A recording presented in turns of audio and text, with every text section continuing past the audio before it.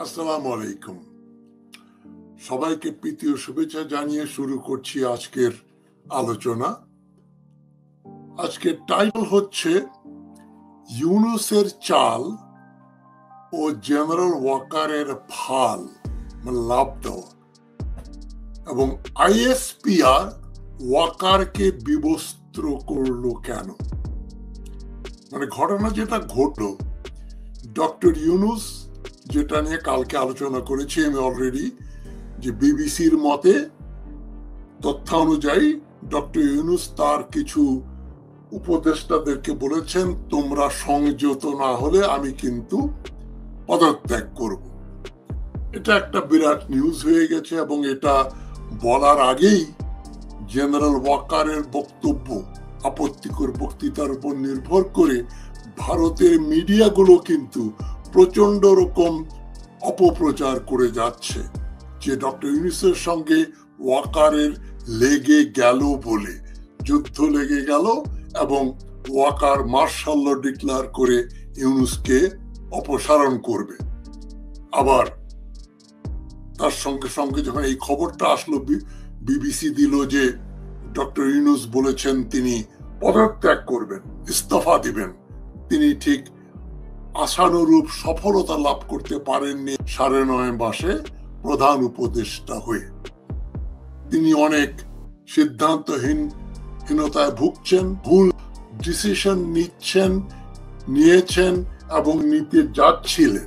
Doctor Yunus গতকাল তার 9.5 মাসের অসফল প্রধান উপদেষ্টাগিরি থেকে ইস্তফা দিবেন বলে যে পরিকল্পনার কথা তার উপদেষ্টাদের জানালেন, সেটা কতটা আন্তরিক আর কতটা মেকি সেটা আমরা জানি না। উনি যদি অচিরেই টেলিভিশনে জাতির উদ্দেশ্যে বক্তৃতা দিয়ে তার পদত্যাগের ঘোষণা দেন, তাহলেই কেবল আমরা জানব যে তিনি তার ব্যর্থতার বোঝা বইতে চাইছেন না বা পারছেন না, বা তিনি আর কোনো কারণে পদত্যাগ করছেন। আর শীঘ্রই আমরা তার পদত্যাগের খবর যদি না শুনি, তাহলে আমরা ধরে নেব যে তার ইস্তফা দেওয়ার ইচ্ছার কথা, যেটা কিছু উপদেষ্টাদের বলেছিলেন, সেটা ছিল একটা সূক্ষ্ম চাল। তিনি তার জনপ্রিয়তা যাচাই করার জন্য এসব বলেছিলেন মাত্র। যেটা শেখ মুজিবুর রহমানও একসময় একাধিকবার বলেছেন যে তিনি ক্ষমতা ছেড়ে দেবেন, কিন্তু দেননি। ইউনূস সরকার হঠাৎ করে আবার প্রধান উপদেষ্টা ও অন্যান্য উপদেষ্টাদের চাকরির শর্তাবলী, নিয়মাবলী এবং এর উপরে ক্ষমতার উপরে একটা অধ্যাদেশ জারি করতে যাচ্ছে বলে বিবিসি খবর দিল। এটা বিবিসির বাংলাতে দেখলেই বুঝবেন। ইউনূস যে কি করতে যাচ্ছেন বোঝা মুশকিল। মানে 9.5 মাস পরে আবার নতুন করে অধ্যাদেশ জারি করা হচ্ছে, তার মানে উনি সরছেন না, রিজাইন করছেন না, তাই মনে হচ্ছে আপাতত। ওইদিকে একই দিনে হাসিনা নিয়োজিত সেনাপ্রধান জেনারেল ওয়াকারুজ্জামান বাংলাদেশে কবে নির্বাচন হওয়া উচিত ও আরো অনেক রাজনৈতিক কথাবার্তা বললেন সেনা অফিসারদের এক সমাবেশে। এর উপর আমি একটা ভিডিও করেছি। তিনি পরোক্ষভাবে ডক্টর ইউনূসকেও অনেক দোষারোপ করলেন, তার সমালোচনা করলেন। দেশের বেসামরিক ও সামরিক আইনে একজন সামরিক কর্মচারীর এ ধরনের কথা বলা সম্পূর্ণ বেআইনি। এটা একটা বড় শাস্তিযোগ্য অপরাধ। তার মিনিমাম পানিশমেন্ট হলো তাকে চাকরিচ্যুত করা। কিন্তু ডক্টর ইউনূস কিন্তু সেদিকে যাননি। তিনি এখন নিজেই ছেড়ে দে মাকে দে বাঁচি বলে চলে যেতে চাচ্ছেন। তবে এটা চালও হতে পারে। তবে ডক্টর ইউনূস চাল দিলেও, মানে তার কতটা জনপ্রিয়তা দেখার জন্য এই কথা বলে থাকলেও যে আমি চলে যাব, কিন্তু ওয়াকারুজ্জামান কিন্তু সত্যি সত্যি একটা ফাল দিয়েছে, লাভ দিয়েছে। এই লম্ফঝম্প করে উনি কি লাভ করবেন সেটা আমাদের বোঝা মুশকিল। আপাত দৃষ্টিতে মনে হয় তিনি তো ভালোই আছেন। তিনি লম্ফঝম্প করলেন আর ইউনূস সরে যেতে চাচ্ছেন। তার মানে ধরে নেওয়া যায় ওয়াকারুজ্জামানের লম্ফঝম্পে ডক্টর ইউনূস ভয় পেয়েছেন বা পরাজিত হয়েছেন, তিনি আর ওয়াকারুজ্জামানকে সরানোর সাহস পাচ্ছেন না, তাই ইউনূস চলে যাচ্ছেন। এরপর ইউনূস কোথায় গিয়ে দাঁড়ান আমরা জানি না, তবে বাংলাদেশের সামরিক বাহিনীগুলো কিন্তু একসাথে সেনাপ্রধান ওয়াকারুজ্জামানকে একটা হলুদ কার্ড দেখিয়ে দিয়েছে, এবং এটা দিয়ে জেনারেল ওয়াকারের লম্ফঝম্প যিনি করলেন ওটা হঠাৎ করে এখন যেন কেমন উনি বিব্রত হয়ে গেছেন বলে আমি মনে করি। তার যথেষ্ট কারণ আছে, কেননা সামরিক বাহিনীর গুলোর যে আন্ত বিভাগীয় যে ইনফরমেশন পাবলিক রিলেশনস ডিপার্টমেন্ট আছে, ISPR, inter services public relations, তারা হঠাৎ করে হাসিনা পালিয়ে যাবার পর ওয়াকারুজ্জামান যে 626 জন হাসিনাপন্থী খুনিদের ও খুনিদের সহযোগী আওয়ামী নেতৃবৃন্দ, আমলা ও পুলিশ অফিসার ও সাধারণ কনস্টেবল, দারোগা, সাব ইন্সপেক্টর এদেরকে আশ্রয় দিয়েছিলেন বিভিন্ন ক্যান্টনমেন্টে। তাদেরকে আবার তিনি বললেন তিনি ছেড়ে দিয়েছেন, তারা অনেকে চলে গিয়েছিল 500 জনের মতো, বাদ বাকিরা পরে চলে যায়, 2-4 জন পরে ধরা পড়ে। ওয়াকার এই চপেটাঘাত সহ্য করতে পারবেন তো? এটা কিন্তু চপেটাঘাত, মানে ISPR বলে দিচ্ছে কি করছে, এই যে 626 জনকে ওয়াকারুজ্জামান বলছেন মানবিক কারণে, কিন্তু সম্পূর্ণ বেআইনি ভাবে শেল্টার দিলেন। দেওয়ার পরে তার উচিত ছিল ডক্টর ইউনূস যখন 8 তারিখে শপথ গ্রহণ করলেন তার কাছে ওই লিস্টটা পৌঁছে দেয়া, যে দেখেন স্যালুট করে বলা উচিত ছিল, স্যার এই যে 626 জনের নাম, এদেরকে আমি শেল্টার দিয়ে রেখেছি, এদের অনেকের বিরুদ্ধে অভিযোগ আছে, এই লিস্টটা আপনাকে দিলেন, আপনি কি করার যেটা করণীয় সেটা করবেন। সেটা না করে চতুর ওয়াকারুজ্জামান ওই আওয়ামী লীগার গুলোকে দেশ ছেড়ে পালিয়ে যেতে দিল। এটা আপনারা সবাই জানেন। এখন ISPR যখন যেটাকে বলে ভান্ডা ফোড় দিয়া, মানে রাস্তায় তার প্যান্ডোরার বাক্স খুলে ফেলল সবার সামনে, বাক্সের ভিতরে কি আছে, 626 জনের নাম, যাদেরকে ওয়াকারুজ্জামান শেল্টার দিয়েছিলেন, পরে আবার তাদেরকে পালিয়ে যাবার সুযোগ করে দেন।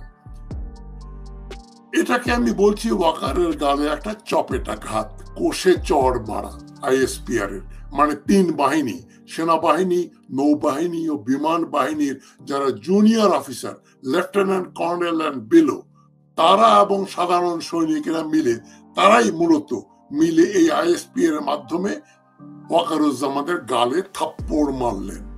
এর আগে আমরা জানি খালেদ মোশাররফের বিরুদ্ধেও সেনাবাহিনী খেপে যায়, জেনারেল মঞ্জুরের বিরুদ্ধে খেপে যায়, এবং তাদের পরিণতি ভালো হয়নি।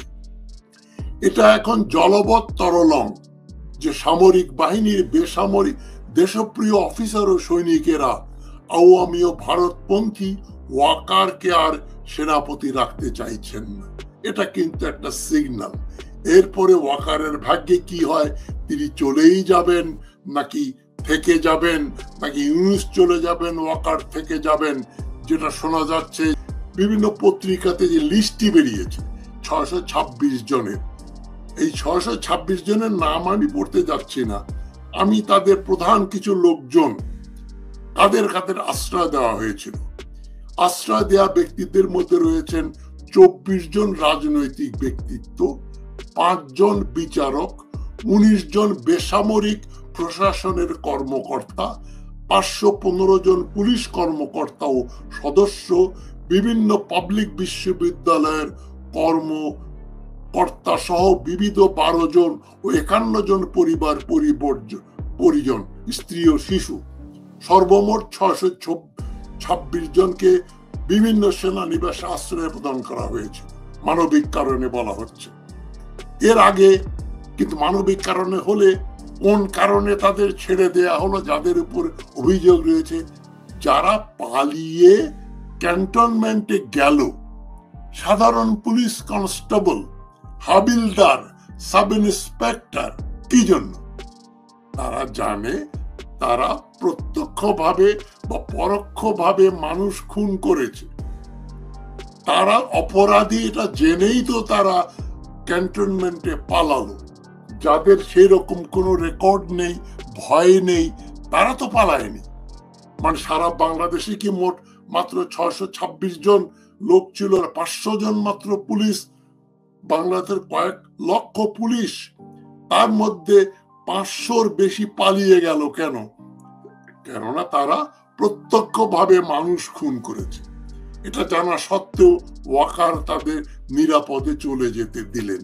এই অপরাধের জন্যই তো ওয়াকারের কোর্ট মার্শাল হওয়া উচিত, জেল, ফাঁসি, অনেক কিছুই হওয়া উচিত। হয়নি। ইউনূস সাহেব সাহস পাননি। সাহস না পেয়ে এখন উনি বলছেন আমি কিন্তু চলে যাব। তোমরা যদি ঠিকঠাক মতো কাজ না করো, সংযত ব্যবহার না করো, আমি কিন্তু আর খেলবো না, আমি চলে যাব তোমাদের সঙ্গে। আড়ি দিয়ে উনি চলে যেতে চাচ্ছেন, কিন্তু যেখানে কাজ করার কথা সেখানে উনি কিছুই করতে পারেননি। যাই হোক, এর আগে গত 18 আগস্ট আইএসপিআর এক বিবৃতিতে জানিয়েছিল 5 আগস্ট রাজনৈতিক পট পরিবর্তনের প্রেক্ষাপটে সারা দেশে আইন শৃঙ্খলা পরিস্থিতির ব্যাপক অবনতি হয়। এ সময় প্রাণনাশের আশঙ্কায় কতিপয় রাজনৈতিক ব্যক্তি সহ বিভিন্ন নাগরিক সেনানিবাসে আশ্রয় প্রার্থনা করেন। 18 আগস্ট আমরা দেখছি আইএসপিআর জেনারেল ওয়াকারুজ্জামান যেটা বলছেন সেটার সুরে তাল মিলিয়ে একই কথা বলছেন, যে যাদের জীবনের নিরাপত্তা ছিল না তাদেরকে আশ্রয় দেওয়া হয়েছিল। হঠাৎ এমন কি হলো 22 মে ওই লিস্টটা ওরা ছাপিয়ে দিল, যেটা জেনারেল ওয়াকারুজ্জামান চেপে রেখেছিলেন। হ্যাঁ, কারণ কি? এই প্রেক্ষাপট বিচার বহির্ভূত কর্মকাণ্ড রোধ, জীবন রক্ষা ও আইনের শাসন সমুন্নত রাখার লক্ষ্যে 626 জনকে বিভিন্ন সেনানিবাসে আশ্রয় দেওয়া হয়। এটা আইএসপির আগের কথা। পরিস্থিতি উন্নতি হওয়ায় 615 জন নিজ উদ্যোগে নিবাস ত্যাগ করেন। কিন্তু এর ভিতরে যে নামগুলো দেখা যাচ্ছে তাদের অনেকেই কয়েকজন পুলিশের হাতে গেছে। সাবেক আইসিটি মন্ত্রী, তৎকালীন ডিএমপি নাম হচ্ছে যেমন জোনায়েদ আহমদ পলক, মন্ত্রী ছিলেন আইসিটির, হাবিবুর রহমান তৎকালীন ঢাকা মেট্রোপলিটন পুলিশ কমিশনার, পাকা খুনি। এমপি পালালো কেন? নিশ্চয়ই গন্ডগোল আছে, মারামারির সঙ্গে সম্পৃক্ত ছিল। শিরিন শারমিন চৌধুরী, সাবেক স্পিকার কেন পালাবে? সে তো বলতে পারে আমি পার্লামেন্টের স্পিকার, তারও ক্লিন স্লেট নাই। তানভীর হাসান সৈকত, তৎকালীন জেনারেল সেক্রেটারি, ঢাকা বিশ্ববিদ্যালয় ইউনিট ছাত্রলীগ। চৌধুরী আব্দুল্লাহ আল মামুন, তৎকালীন আইজিপি, পুলিশের প্রধান। হারুনুর রশিদ, তৎকালীন ডিজি র্যাব প্রধান। নাজমা আখতার, তৎকালীন এমপি। খন্দকার লুৎফুল কবির, তৎকালীন অতিরিক্ত আইজিপি। আমেনা বেগম, তৎকালীন ডিআইজি। শামসুল হক টুকু, সাবেক ডেপুটি স্পিকার। এদের যে রোল ছিল তাতে তারা বুঝতে পারছে যে তারা অনেক পাপ করেছে, অন্যায় করেছে, যে কোনো সময় তাদের ধরে ফেলা হতে পারে। ছোট মনির, তৎকালীন এমপি। আমিনুল, তৎকালীন ডিআইজি। প্রলয় কুমার জোয়ারদার, তৎকালীন অতিরিক্ত ডিআইজি। ইকবালুর রহিম, তৎকালীন এমপি। মনিরুল ইসলাম, অতিরিক্ত আইজিপি ডিবি বিভাগের। এই লোকগুলো, ওবায়দুল হাসান, সাবেক প্রধান বিচারপতি কেন পালায়? তার তত্ত্বাবধানে যে বিচারগুলো হয়েছে, বিচারের নামে প্রহসন, মানে ঠাকুর ঘরে কেড়ে আমি কলা খাই না, এই প্রধান বিচারপতিও জানে সে একজন দোষী ব্যক্তি। কিন্তু এদের অনেকেই কিন্তু নিরাপদে পালিয়ে চলে গেল, কিছু হলো টলো না। তবে ওয়াকারুজ্জামান কিন্তু এদের বাঁচানোর জন্যই এই বেআইনি কাজগুলো করেছিল। অনেকগুলো অতিরিক্ত জেলা জজ বগুড়া মিজানুর রহমান আলামিন ইত্যাদি, ডিভিশনাল কমিশনার, তারপরে চিটাগং মেট্রোপলিটন পুলিশের কমিশনার সাইফুল ইসলাম, এই ধরনের বহু লোক, আর বাদ বাকি সব কনস্টেবল, হাবিলদার, ওসি, নিম্ন পর্যায়ে এসআই, এই পর্যায়ের পুলিশ।